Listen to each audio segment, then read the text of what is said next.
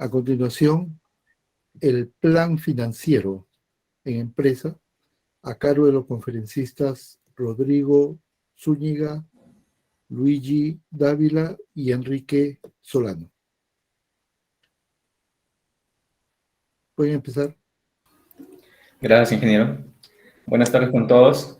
Bien, vamos a hablar sobre el plan financiero. Cuando hablamos del plan financiero, nos hacemos una pregunta básica. ¿Es viable mi negocio? Porque una buena idea no necesariamente puede ser una buena oportunidad de inversión. Para ser atractiva, una oportunidad debe generar mayores utilidades en relación con el monto que se piensa invertir. Por eso es muy importante hablar sobre los 3 estados financieros básicos para poder evaluar las posibilidades que tiene una empresa. Por ejemplo, el estado de resultados o el estado de pérdidas y ganancias indica la cantidad de utilidades generadas por una empresa durante un periodo determinado, un año, un mes, y en su forma básica, el estado de resultados se puede representar mediante la siguiente ecuación, que es ventas o ingresos menos los gastos es igual a las utilidades. Hay algunos conceptos que es necesario tener en cuenta para poder realizar un estado de resultados correcto. Por ejemplo, la utilidad bruta, que es las ventas o los ingresos menos el costo de los bienes vendidos. Los gastos de operación, que son los costos relacionados con el marketing, la venta del producto, los gastos generales de administración, la depreciación también. Y también la utilidad de operación, que es la utilidad bruta menos los gastos de operación. Y esta es la mejor medida de rentabilidad de una empresa sobre sus inversiones. ¿Por qué? Porque nos muestra las consecuencias de las decisiones de la administración acerca de las operaciones de la empresa. Ahora, con respecto al balance general, es un estado financiero que te permite saber 2 cosas sobre una empresa, principalmente. Todo lo que tiene y todo lo que debe, a una fecha determinada, en un momento específico en el tiempo. En su forma más sencilla, un balance general sigue esta fórmula llamada ecuación contable, que es activo total igual a pasivo más capital social. Y ahora, los conceptos que tenemos que tener en cuenta también en este caso es saber qué es un activo, qué es un pasivo, ¿no? En el caso de qué es un activo puede dividirse entre un activo circulante, fijo, o otros activos. Un activo circulante son los activos que se pueden convertir en efectivo dentro del ciclo normal de las operaciones de la empresa. Es el que principalmente incluye a las cuentas por cobrar y a los inventarios. Y esta es los activos circulantes es una de las causas principales de cuando hay problemas financieros en las pequeñas empresas, porque es la necesidad de tener efectivo en el momento. Ahora, con los activos fijos, son los activos permanentes de la empresa que incluyen la maquinaria, los edificios, los terrenos, etc. En otros activos se incluyen las inversiones a largo plazo y las patentes.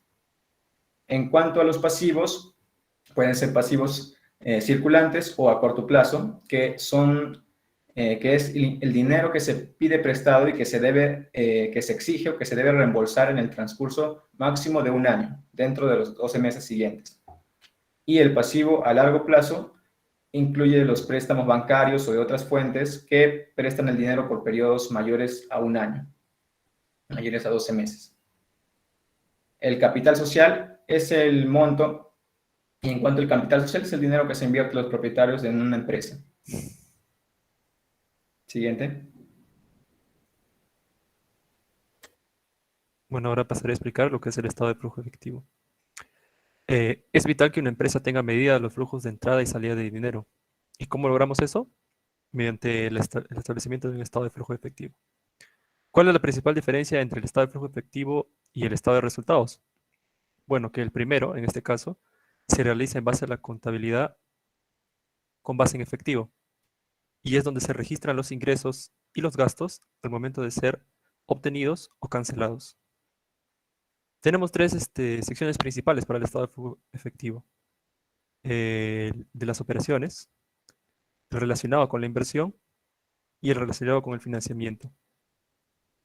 En este caso, bueno, el de las operaciones abarca todas las actividades cotidianas de la empresa. De la inversión abarca, por poner un ejemplo, la compra y venta de algún equipo o de algún terreno o de algún activo para la empresa. Y el financiamiento abarca el pago de dividendos, gastos financieros y pago de deudas que la empresa puede haber contraído. A continuación tenemos una cartilla de 4 posibles casos con un patrón de flujo efectivo. Por ejemplo, el primer caso. En caso tengamos un flujo efectivo positivo tanto en operaciones y en financiamiento, nos puede indicar que la empresa está buscando ampliar la cantidad de operaciones que lleva a cabo. En el caso número 2, tenemos que hay un flujo efectivo positivo en las operaciones, pero en los otros dos hay un flujo negativo, lo cual nos podría indicar que pues, la empresa en este caso está tratando de liquidar alguna deuda que haya contraído. En el caso número 3, tenemos un flujo negativo en operaciones y un flujo positivo tanto en inversiones como en financiamiento. Eso nos podría dar una idea de que la empresa está tratando de cubrirse con la venta de activos o en el otro caso también consiguiendo financiamiento de capital. Y en el caso número 4, en que se tuviera un flujo negativo en operaciones y en inversiones, nos indicaría que muy posiblemente la empresa esté casi mejor entrar en quiebra y sobreviviendo gracias a la acción de préstamos. Siguiente tenemos la elaboración de pronósticos de rentabilidad. Para la elaboración de pronósticos de rentabilidad es necesario porque si es que la empresa busca consolidar una serie de proyecciones financieras. ¿Esto para qué? Para poder atraer inversionistas. Tenemos que considerar las variables de la utilidad neta. En este caso tenemos las siguientes variables. El monto de ventas, que como su nombre indica, es la cantidad de ventas en términos monetarios. El costo de bienes vendidos, bueno, el costo de producir o comprar los productos. Los gastos de operación, relacionados a gastos administrativos, distribución y marketing. Los gastos financieros, relacionados a posibles intereses en los préstamos realizados. Y los impuestos, que serán aplicados a las utilidades de una empresa. Le cedo el paso a mi compañero Luigi.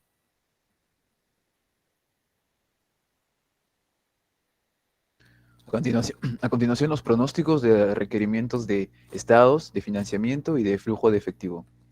Respecto a los requerimientos de activos, se puede mencionar que, bueno, debido a las necesidades de activos, se tiende a aumentar a medida que aumentan las ventas. A menudo los requerimientos futuros de activos de una empresa se calculan como un porcentaje de las ventas. Por tanto, si se han proyectado las ventas futuras, se puede utilizar una razón de activos a ventas para estimar los requerimientos en activos.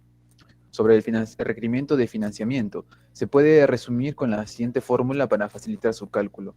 Los requerimientos totales de activos son iguales a las fuentes de financiamiento totales, que es igual a la suma de financiamiento espontáneo, más las utilidades retenidas en la empresa, más las fuentes de pasivo externas, más las fuentes de capital externas. Respecto a los requerimientos de flujo efectivo, es importante monitorear con cuidado los flujos de efectivo de una nueva empresa, porque el estado de resultados y el balance general deben proporcionar al emprendedor una información adecuada acerca de los flujos de efectivo de una empresa. El hecho de desviar la atención de los flujos de efectivo en una empresa podría ser un error fatal. Luego, sobre algunos consejos, pasos a seguir para la adecuada elaboración de pronósticos, se puede decir que primero hay que desarrollar proyecciones de venta realistas, porque los nuevos emprendedores tienden a imaginar proyecciones de venta que muchas veces resultan ser erróneas. Luego, hay que desarrollar proyecciones a partir de supuestos claros acerca de los planes de marketing y la fijación de precios. No hay que ser ambiguo y adivinar y detallar. Se debe detallar los tipos de marketing que se piensan usar. Por ejemplo, se puede indicar de forma específica a cuántos clientes se espera atraer. Y al preparar un estado de resultados, los ingresos deben mostrar algo más que solo la cifra de ventas proyectadas. Luego, no hay que usar márgenes de utilidad irreales, porque por lo general las nuevas empresas no deben esperar que excederán el promedio de la industria en sus márgenes de utilidad, en sus ingresos. Con frecuencia los emprendedores suponen que a medida que la empresa crece se lograrán mejorar se lograrán economías de escala y mejorarán los márgenes de utilidad bruta y de operación. Luego, no hay que limitar las proyecciones a solo un estado de resultados. Los emprendedores a menudo se resisten a proporcionar un balance general y un estado de flujo de efectivos. Luego, hay que proporcionar datos mensuales para el año próximo y datos anuales para los años subsecuentes. Muchos emprendedores preparan una proyección solo para unos cuantos meses y no lo hacen a largo plazo. Se puede mencionar también que hay que evitar proporcionar demasiada información financiera. Hay que limitar las proyecciones a dos escenarios: el escenario más probable, el escenario del punto de equilibrio.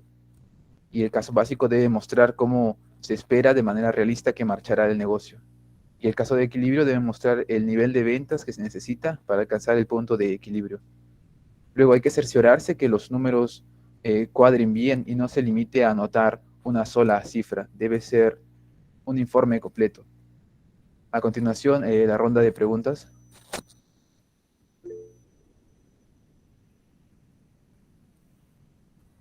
Compañero, tengo una pregunta. Sí, escucho. Ok. ¿Qué otros motivos hay para contar con un balance general y un estado de flujo de efectivo? Bueno, un balance general y un estado de flujo de efectivo, además de servir como herramientas para la buena gestión de tu negocio, se puede mencionar que los inversionistas, es de interés para los inversionistas, porque los emprendedores a menudo no proporcionan un balance general y un estado de flujo, porque no se sienten cómodos proyectando las ventas y las utilidades. No les agrada tener que comprometerse con supuestos acerca de las fuentes y usos del capital necesario para crecer, para hacer crecer la empresa. Pero los inversionistas desean ver estos supuestos por escrito y se interesan sobre todo en los flujos de efectivo de la empresa. Y es por eso que también debe ser de interés para el empresario.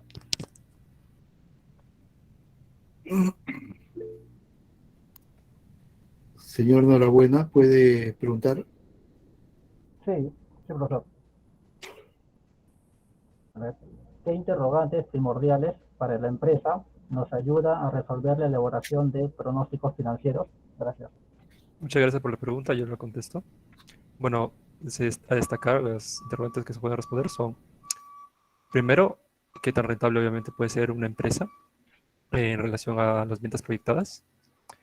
Segundo, qué tipo de financiamiento y cuánto en términos monetarios se utilizará.